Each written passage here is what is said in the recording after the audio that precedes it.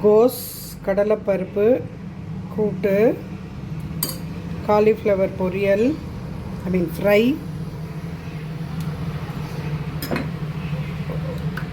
தர்பூசணி போட்டு ஒரு மோர் குழம்பு. ஜனனி சிவகாமினி ஜெய சுபகாரிணி விஜயரூபிணி ஜனனி சிவகாமினி. అమ్మవు నీవే అఖిల జగానికి అమ్మలుగన్నా అమ్మవు నీవే నీ శరణమునే కోరితినమ్మా శరణు వేడితినమ్మా భవాని. நமஸ்தே. இன்னைக்கு நம்ம வீட்டில் கடலைப்பருப்பு, கோஸு, தக்காளி, வெங்காயம் போட்டு ஒரு கூட்டு. நான் இந்த கப்பில் கடலைப்பருப்பு எடுத்திருக்கேன், இந்த அளவுக்கு கோஸு அதை கட் பண்ணி வச்சுருக்கேன். ஒரு பெரிய வெங்காயம், ஒரு பெரிய தக்காளி போட்டு, 2 பெரிய தக்காளி போட்டு அதில் நான் குக்கரில் வச்சுருக்கேன்.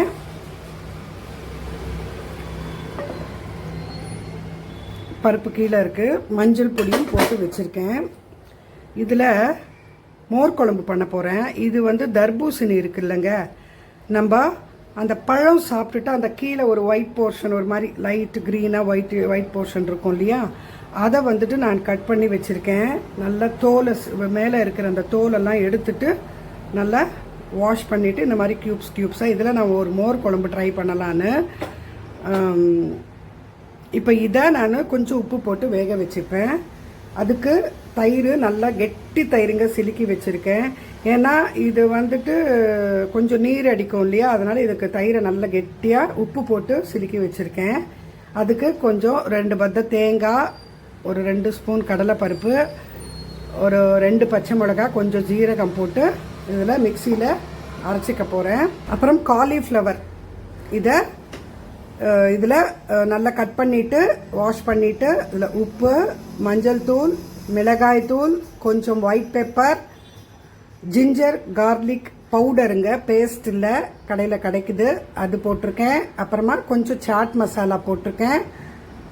கார்ன்ஃப்ளவர் போட்டு நான் அதை மேரினேட் பண்ணி வச்சுருக்கேன். நல்ல வாட்டர் இல்லாமல் இந்த அளவுக்கு. இதில் கொஞ்சம் இந்த மசாலாஸ் எல்லாம் போய் இறங்கட்டும். கொஞ்சம் இந்த சமையல்லாம் பண்ணிவிட்டு லாஸ்ட்டில் தான் நம்ம அதை பண்ண போகிறோம். அதுக்குள்ளே அது நல்லா ஊறின்னு இருக்கும். இப்போ பார்க்கலாங்க. இப்போது இதில் உப்பு போட்டுடுறேன் கொஞ்சமாக. நான் மோர்லேயும் கொஞ்சம் சிலிக்கின்னு இருக்கேன். இந்த காய்க்கு சப்புன்னு இருக்கக்கூடாதுன்னு அதுலேயும் நான் கொஞ்சம் உப்பு போட்டு வேக வச்சுக்க போகிறேன். இப்போ இந்த குக்கரை நான் மூடி வச்சுட்டு ஆன் பண்ணிக்கிறேன். இப்போ இதுக்கும் மூடி வச்சுட்டு ஆன் பண்ணிக்கிறேன். இதுக்கு நான் தண்ணி விடலை, ஏன்னா இந்த காயிலையும் கொஞ்சம் தண்ணி வரும். மோரோவர் நான் ஏஎம்சி பாத்திரம், அதுவே தண்ணி விட்டு வரும். இப்போ நான் இதை கொஞ்சம் குறைச்சி வச்சுருக்கேன். இப்போ அந்த மசாலாவை அந்த இதை அரைச்சிட்டு வந்துட்டேங்க. தேங்காய், பச்சை மிளகா, கடலைப்பருப்பு. நான் கடலைப்பருப்பு 2 ஸ்பூனை பச்சை கடலைப்பருப்பு ஊற வச்சுட்டு அரைச்சிருக்கேங்க. இதை தூக்கி இதில் நான் இந்த தயிரில், இந்த சிலிக்கின தயிரில் போட்டு மிக்ஸ் பண்ணிக்கிறேன். மிக்சியில் இருக்கிறதையும் நல்லா எடுத்து விட்டுட்டு கொஞ்சம் தண்ணி விட்டு ஊற்றிட்டேன். நல்லா மிக்ஸ் பண்ணிக்கலாம். இப்போ கொஞ்சம் மஞ்சள் தூள் போட்டு அதில் மிக்ஸ் பண்ணிக்கலாம்.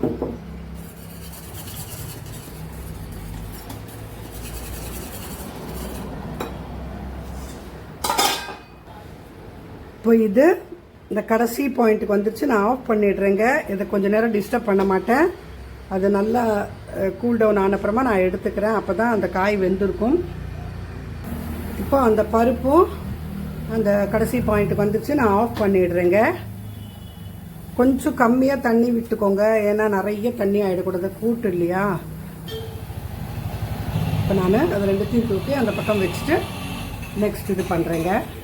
நம்ம யூஸ்வலாக சௌச்சௌ போட்டு மோர் குழம்பு பண்ணிப்போம் இல்லையா, சவுச்சோவோ புடலங்காவோ அதை போட்டு இந்த நீர்க்காய் மாதிரி. எனக்கு தெரிஞ்சு சவுச்சோ தான் நிறைய போடுவாங்க, இல்லை வெள்ளை பூசணிக்காய் போடுவாங்க.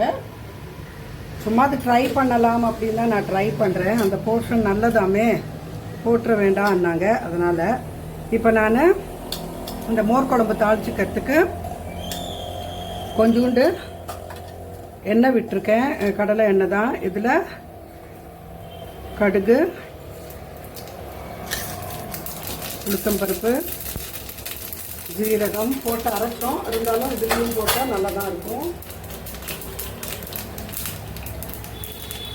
காய்ந்த மிளகாய், பச்சை மிளகாய் போட்டிருக்கோம். இது கொஞ்சம் போட்டால் கொஞ்சம் நல்லா ஃப்ளேவர்டாக இருக்கும்.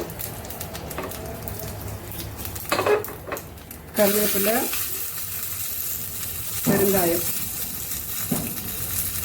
போட்டுட்டு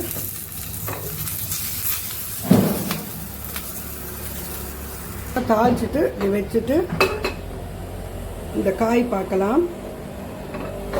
வெஜிடபிள்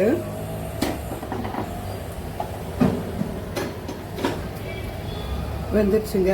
இப்போ நான் இதில் போட்டுருவேன்.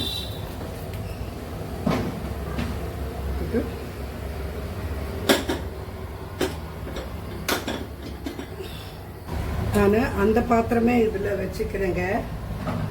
ஏன்னா இது கொஞ்சம் ஜாஸ்தி பொங்கி வர்றச்சா கொஞ்சம் இதாகிடுமானுமோ, அதை விட இது கொஞ்சம் பெரிய பாத்திரம். அதனால்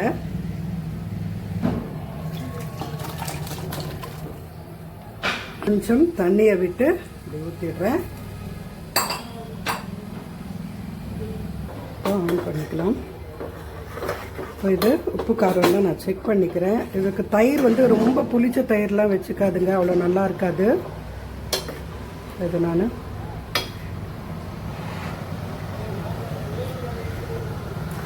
கெட்டி தயிர் நல்லா வந்துட்டு ஃப்ரெஷ்ஷாக இருக்கிற மாதிரி. இப்போ இதை நான் மூடி வச்சுட்டு பொங்கி வரட்டுங்க. இது சிம்லேயே வச்சுக்கோங்க, ஏன்னா ரொம்ப அப்படியே தபதபான்னு பொங்கி வந்துட்டாலும் நல்லா இருக்காது. கொஞ்சம் நல்லா, ஏன்னா நம்ம பச்சை கடலைப்பருப்பு அதெல்லாம் போட்டிருக்கோம் இல்லையா, அது கொஞ்சம் இதுக்குள்ள இந்த இதுலேயே கொஞ்சம் வெந்து வரட்டும். நான் பார்க்குறேன். இப்போ பொங்கி வருது பாருங்கள், கொஞ்சம் நேரம் வரட்டும். நான் ரொம்பவும் நம்ம இது பண்ணி விட்டுறக்கூடாது, பாயில் பண்ண விட்டுறக்கூடாது. பாயில் ஆயிடுச்சுன்னா இது மாதிரி தயிர் வந்து பிரிஞ்ச மாதிரி ஆகிடும், திரிஞ்ச மாதிரி. இந்த காய் கொஞ்சம் வேகிறதுக்கு லேட்டு தான் ஆகுதுங்க. ஏன்னா இது கெட்டியாக தானே, சவுச்சோ மாதிரிலாம் இல்லை, கொஞ்சம் கெட்டி தான், கொஞ்சம் லேட்டு தான் ஆகுது. ஸோ அதனால் இந்த காயை கொஞ்சம் நல்லா நீங்கள் நார்மலாக வேக வச்சுக்கச்சா, நிறைய கொஞ்சம் தண்ணி விட்டு நல்லா வேகிற வரைக்கும் இந்த காயை அப்படியே வேக வச்சுட்டு அதுக்கப்புறமா இதில் போடுங்க. இது ஏஎம்சி பாத்திரனால கொஞ்சம் குயிக்காக வெந்துடும். இந்த பழத்தை மட்டும் சாப்பிட்டுட்டு இந்த காயை எப்படி இது பண்ணியிருக்கேன். நான் ரொம்ப சிம்மில் வச்சுருக்கேன், அதனால் வந்துட்டு உங்களுக்கு கொஞ்சம் லேட்டாக வருது. மூடி வச்சுட்டா சீக்கிரமாக ஆகிடுங்க. கொதிச்சிருமோன்னு பயமாக இருக்குது. இந்த மூடி கொஞ்சம் ஸ்பீடாக ஆகிடும்ல. இப்போ அது இப்படி நுர கட்டி பொங்கி வருது. இதில் இந்த நம்ம தாளித்து வச்சதை கொட்டிடலாம். நான் கொஞ்சம் திக்காக தான் பண்ணியிருக்கேன். கொஞ்சமாக தேங்காய் எண்ணெய் விட்டுக்கிறேன், சும்மா கொஞ்சோண்டு அப்படி ஒரு ஸ்பூனு. ஃப்ளேவர் நல்லாயிருக்கும். அவ்வளோதாங்க. ஸ்டவ்வும் ஆஃப் பண்ணியாச்சு. இது அவ்வளோதான். இதை அப்படியே மூடி வச்சிடுறேன். சாரிங்க, நான் இதில் கொஞ்சம் கொத்தமல்லி போட மறந்துட்டேன். இப்போ போட்டுடுறேன். சூடாக தான் இருக்குது.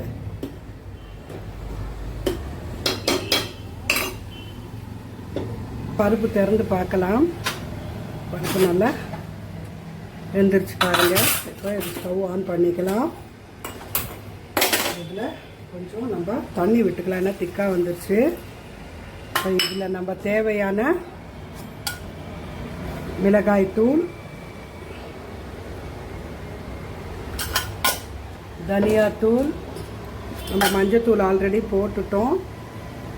அதுக்கப்புறமா கொஞ்சம் தேவையான அளவுக்கு உப்பு கலக்கிக்கலாம்.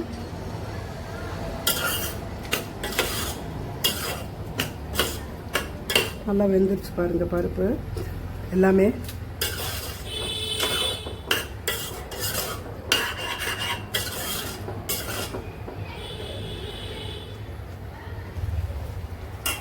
கொஞ்சம் போடலாம்.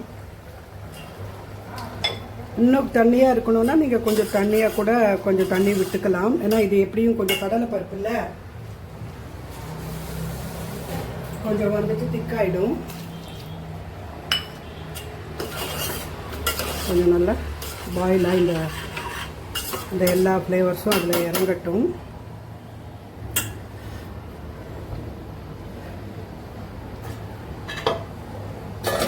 இப்போது ஒரு அரை டப்பை பெரிய லெமனில் ஒரு அரை டப்பை லெமனை வந்துட்டு நான் பிழிஞ்சு வச்சுருக்கேன். எனக்கு முன்னாடியே ஊற வைக்கிறதுக்கு பயமாக இருக்குது கசக்குமான்னு. அதனால் அதை இதில் போட்டுட்டு இப்போ கொஞ்சம் நேரத்தில் நான் வந்துட்டு இப்போ இதை ஃப்ரை பண்ண போகிறேன். இந்த இதை ஆனால் உடனே போட்டுட்டு இப்போ இதை நல்லா அப்படி குலுக்கிக்கிறேன்.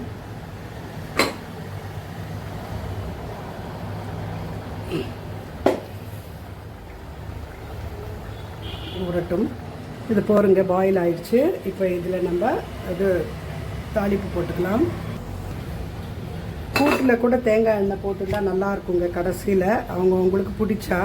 நான் சில பேருக்கு தேங்காய் எண்ணெய் ஃப்ளேவர் பெருசாக பிடிக்காது. எண்ணெய் விட்டுருக்கேன்.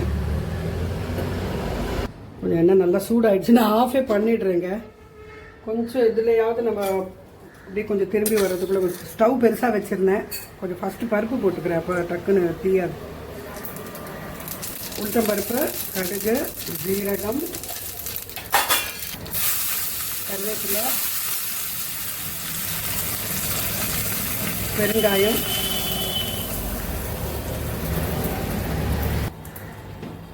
நான் கொஞ்சம் தேங்காவை சும்மா இப்படி மிக்சியில் பொடி பண்ணி வச்சுருக்கேன்.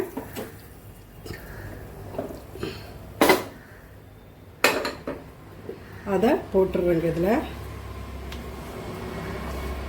போட்டுட்டு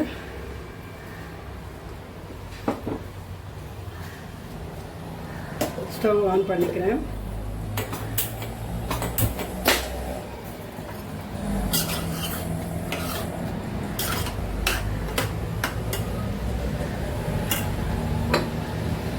இதையும் இந்த தாளிப்பை போட்டுடுறேன். இதில் அப்படி சேர்ந்து அது எல்லாத்தையும் ஒரே ஒரு வாட்டி அப்படி எல்லா இதுவும் சேர்ந்து வந்தவொடனே ஆஃப் பண்ணிடலாம். இப்போ நம்ம இந்த காலிஃப்ளவரை வறுத்துக்கலாம். நான் லைம் வந்து லாஸ்ட்டில் தான் பிழிஞ்சிருக்கேன். எனக்கு எப்பவுமே ஒரு பயம் இருக்குங்க இந்த லெமன் மட்டும். ஏன்னா எங்கேயாவது கசப்பு வந்துடுமோ, ரொம்ப நேரம் எண்ணெயில் வந்து ஊறி எண்ணெயில் இதாக அரைச்ச அப்படின்னு பயம். அதனால் இப்போ இதை ஒன்று ஒன்றா போட்டுக்கலாம்.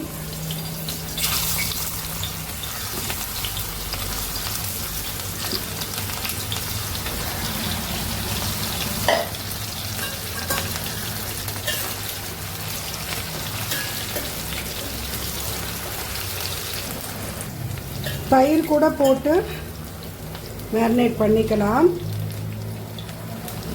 ஏன்னா நம்ம கார்ன்ஃப்ளவர் போடுவோம் இல்லையா, பட் கெட்டி தயிராக தண்ணி விடாத மாதிரி கெட்டி தயிராக போட்டு மேரினேட் பண்ணிட்டு நம்ம கார்ன்ஃப்ளவர் போடுறதுனால அது இறுகிக்கும். கடலை மாவு, அரிசி மாவு கூட போடுறாங்க. 3 மாவும் சேர்த்து கூட போடலாம். அது வந்து ஒரு மாதிரி பஜ்ஜி மாதிரி டேஸ்ட்டு கொடுத்துரும். கொஞ்சம் நமுத்து போயிடுங்க என்னதான் இருந்தாலும். என்னதான் டப்பாவில் போட்டு வச்சா கூட கொஞ்சம் கார்ன்ஃப்ளவர்லன்னா கொஞ்சம் கிறிஸ்பியாக கொஞ்சம் நேரத்துக்கு இருக்கும். என்னதான் இருந்தாலும் இது கூட உடனே நம்ம சாப்பிட்றதுக்கு முன்னாடி பொரிச்சுட்டா தாங்க கொஞ்சம் நல்லாயிருக்கும். இப்போ இதை எடுத்துடலாம்.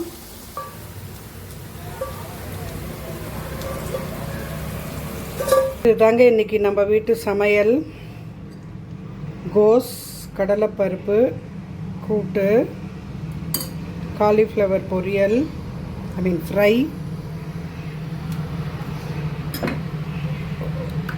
தர்பூசணி போட்டு ஒரு மோர் குழம்பு. தேங்க்யூ.